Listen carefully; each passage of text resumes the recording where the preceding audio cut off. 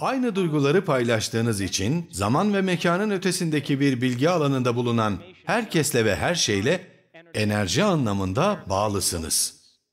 Ya da aynı duyguyu ve aynı enerjiyi üretmek için her gün aynı şekilde şimdiki geçmiş gerçekliğinizle etkileşim halindesiniz. Enerjiniz bir gün öncekiyle aynı olduğu için sizi şimdiki gerçekliğinize bağlı tutuyor ve hiçbir şey değişmiyor. Ve şimdiki geçmiş gerçekliğinize ait her deneyime, herkese, her şeye bağlanıyorsunuz. Çünkü oraya enerji olarak bağlısınız.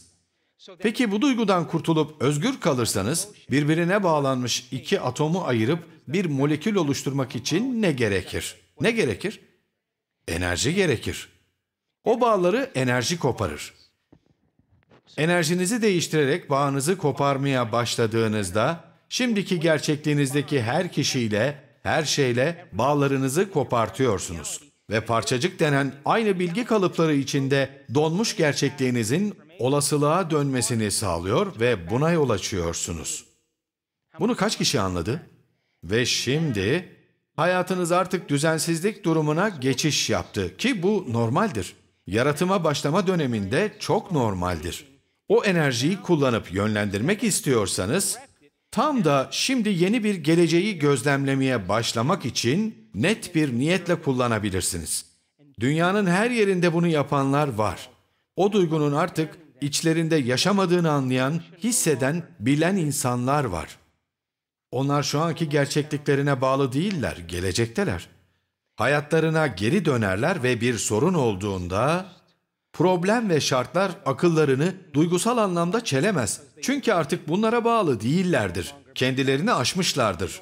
Fizyolojik, gayri ihtiyari, otomatik, bilinçaltı olarak bir çağrışımla Pavlov'un köpeği gibi eski varlık durumuna geri dönmezler. Çünkü bu duygu artık mevcut değildir. Çünkü artık bağımlı değillerdir. Ve insanlar bir anda yeni bir gelecek için serbest kalırlar. Neden mi?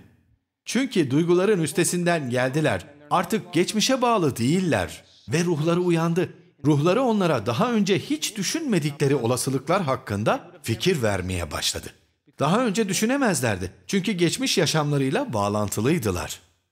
O halde duygulardan vazgeçtiğinizde bedeninizi geçmişin zincirlerinden kurtarıyorsunuz ve böylece şimdiki geçmiş gerçekliğinizde olan duygusal bağlarınızı koparıyor, sonra da enerjinizi serbest bırakıyorsunuz. Yani bir gelecek tasarlamak için yeterli enerji yaratıyorsunuz. Yani geçmişten her uzaklaşmanızda yeni bir gelecek yaratabilirsiniz. Hemfikir misiniz? Süreç de değişiyor. Unutmak ve yeniden öğrenmek gerekiyor. Eski benliğin alışkanlıklarını bırakıp yeni bir benlik keşfetmek, sinaptik bağlantıları budamak ve yenilerini yeşertmek, bedende depolanmış duygulardan vazgeçip bedeni yeni bir zihne ya da duyguya şartlandırmak lazım. Aynı genlere sinyal göndermeyi bırakıp yeni genlere yeni yollarla sinyal göndermek lazım. Katılıyor musunuz? Programı silip yeniden yapmak. Değişim sürecine giren çoğu insan eski benliklerini bırakıp yeni bir benlik yaratmaya çalışıyor. Ama modeli komple incelemiyor.